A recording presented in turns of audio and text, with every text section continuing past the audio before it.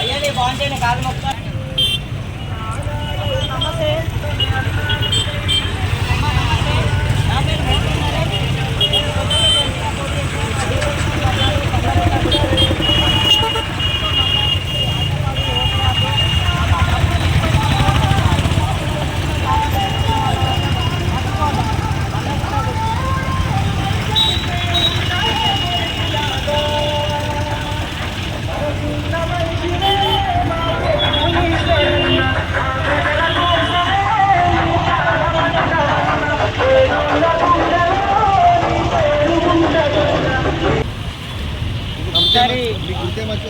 పండ్లగుట్ట గుర్తు అందరికీ విద్యా వైద్యం ఉచితంగా అందించాలని గల్లీ టు డెలివరీకి ఒకసారి పాదయాత్ర చేసిన, రెండోసారి బైక్ యాత్ర చేసిన, ప్రతి మండలానికి ఇంటర్ కాలేజ్, డిగ్రీ కాలేజ్, ప్రతి జిల్లాకు.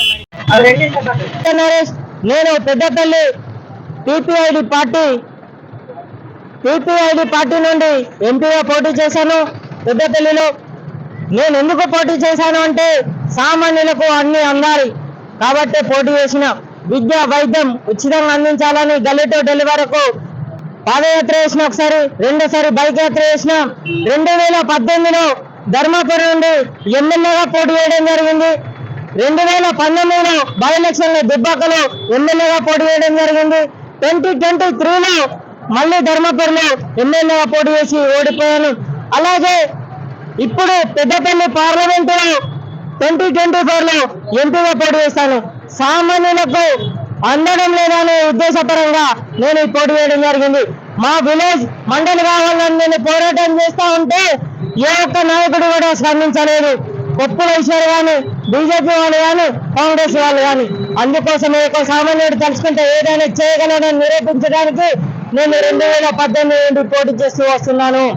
ఇప్పుడు ఉన్నటువంటి ప్రభుత్వాలు కాంగ్రెస్ ఎన్ని రోజులు పాలించిందో మనకు తెలుసు, బీజేపీ ఎన్ని రోజులు పాలించిందో తెలుసు, బీఆర్ఎస్ ఎన్ని రోజులు పాలించిందో తెలుసు. మన తెలంగాణ తెచ్చుకుంటే మన తెలంగాణ బాగుపడ్డాయి అనుకున్నాం, కానీ కేసీఆర్ కుటుంబమే బాగుపడ్డది. అలాగే కాంగ్రెస్ ఎన్నో పథకాలు పెట్టింది, కానీ అవి సామాన్యులకు ఒకటి కూడా అందరు ఎన్నో హామీలు ఇచ్చారు, అవి నెరవేరలేదు. మళ్ళీ కొత్త హామీలతో ప్రతి ఎన్నికల్లో ముందుకు వస్తారు. అలాగే బీజేపీ పార్టీ కేంద్రంలో అధికారంలో ఉంది, ఎన్నో పథకాలు ఉన్నాయి. మన పార్లమెంట్ పరిధిలో ఎన్ని పథకాలు వచ్చినాయి, ఎన్ని పరిశ్రమలు వచ్చినాయి, ఎన్ని కాలేజీలు కట్టారు, ఎంతమందికి ఉపాధి కల్పించారు ఒక్కసారి చెప్పాలి. ఇప్పుడు గడ్డం వివేక్ కుటుంబం వాళ్ళ తండ్రి పాలించిండు, అతను పాలించిండు, వాళ్ళ కొడుకు వస్తున్నాడు.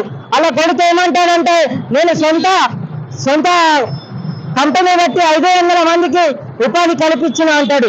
పార్లమెంట్ పరిధిలో 15 లక్షల మంది ఓటర్లు ఉన్నారు, 500 మందికి ఉపాధి కల్పిస్తే సరిపోతుందా?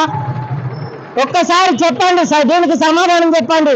అలాగే కొప్పుల ఈశ్వర్ గారు ఎమ్మెల్యే గెలిచాడు, విప్ అయ్యాడు, మంత్రి అయ్యాడు. మంత్రి ఉన్నప్పుడు ఏమి చేయలేదు, ఇప్పుడు ఎంపీగా గెలిచి ఏం చేస్తాడని సందర్భంగా నేను అడుగుతా ఉన్నాను. సామాన్యులు గెలిస్తేనే సామాన్యులకు న్యాయం జరుగుతుందనే ఉద్దేశపరంగా నేను ఈ పోరాటం చేస్తా ఉన్నాను. డబ్బుపై మద్దతుతో ఆశపడి ఓటేస్తే మన 5 సంవత్సరాల జీవితం తాకట్టు పెట్టుకునే వాళ్ళ అవుతాం. ఒక్కసారి ఆలోచించండి, పెద్దపల్లిలో ఉన్నటువంటి పార్లమెంటులో ఉన్నటువంటి ప్రజలు, నిరుద్యోగ యువత, రైతులు, మేధావులు, ఉద్యోగస్తులు ప్రతి ఒక్కరు ఆలోచించి నిర్ణయం తీసుకోవాలని ఈ సందర్భంగా నేను తెలియజేస్తా ఉన్నాను. నా గుర్తు